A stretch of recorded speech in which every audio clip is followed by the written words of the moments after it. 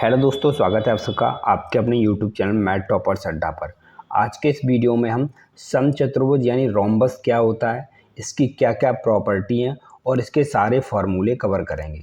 देखिए वीडियो बहुत ही इम्पोर्टेंट है, इसलिए वीडियो को पूरा देखिए और चैनल पर नए हैं तो प्लीज़ चैनल को सब्सक्राइब जरूर कर लीजिए। तो देखिए आइए समझते हैं कि रोम्बस यानी समचतुर्भुज क्या होता है।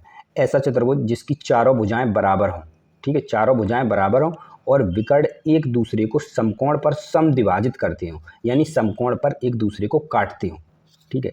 ऐसी आकृति आपकी समचतुर्भुज कहलाती है। देखिए यहाँ पे ये एक समचतुर्भुज बना है जिसमें चारों भुजाएं हैं वो बराबर हैं और जो विकर्ण है AC और BD एक दूसरे को समकोण यानी 90 डिग्री पे समद्विभाजित करते हैं यानी कि दो बराबर भागों में बांटते हैं।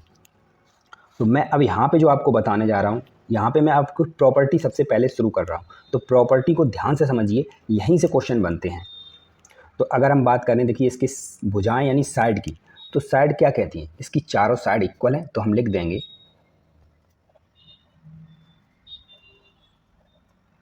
देखिए इसकी चारों साइड बराबर हैं तो हमने चारों साइड को बराबर कर दिया। AB बराबर BC बराबर CD बराबर AD, ठीक है।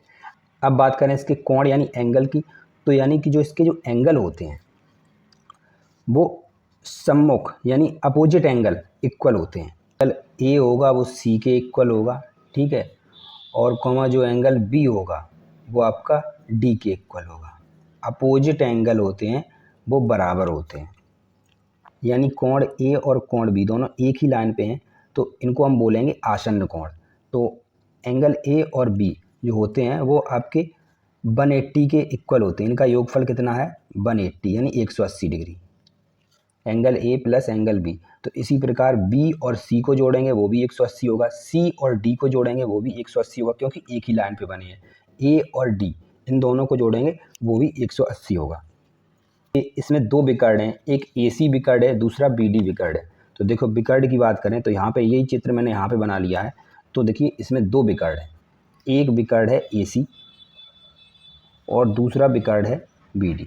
दो विकर्ण है और ये दोनों विकर्ण एक दूसरे को 90 डिग्री पर समद्विभाजित करते हैं, यानी कि ये जो बिंदु है यहाँ पे जो कोण बनते हैं, ये वाला कोण AOB ये भी 90 डिग्री है, यहाँ पे ये कोण बन रहा है ये भी 90 है, ये भी 90 है और ये भी 90 है। तो चारों कोण जो यहाँ पे बन रहे हैं चारों कोण 90 डिग्री के होते हैं।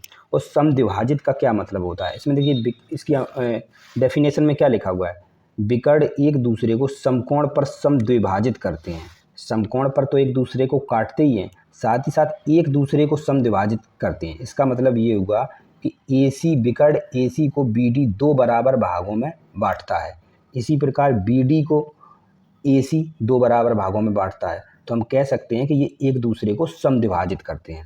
तो देखिए यहाँ पे हम लिख सकते हैं कि OA बराबर OC होगा और OB बराबर OD होगा, OB बराबर OD।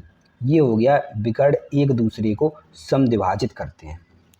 अब बात करें इसके क्षेत्रफल यानी एरिया की, तो देखिए एक समचतुर्भुज यानी रोम्बस का एरिया क्या होता है, एरिया बराबर होता है A बराबर इसका विकर्ण AC, ठीक है। इसको हम मान लेते हैं कि ये विकर्ण इसकी लेंथ है D1, ठीक है। इस विकर्ण का नाम दे दिया हमने D1 और इस दूसरे विकर्ण का नाम दे दिया हमने D2, ठीक है। तो देखिए इसके एरिया का फॉर्मूला क्या बनेगा, D1 गुणा D2 बटे 2, ठीक है।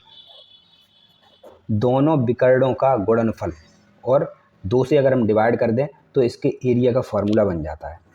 अगर हम बात करें इसके परिमाप यानी पेरीमीटर की, तो देखिए चारों भुजाओं का योगफल को हम इसका पेरीमीटर कहते हैं। अब चारों भुजाएं सेम है बिल्कुल, ठीक है। तो अगर इसकी भुजा एक A है तो चारों भुजाएं A हुई क्योंकि सभी की लंबाई सेम है। तो परिमाप इसका होगा 4A, यानी कि चारों भुजाओं का योगफल।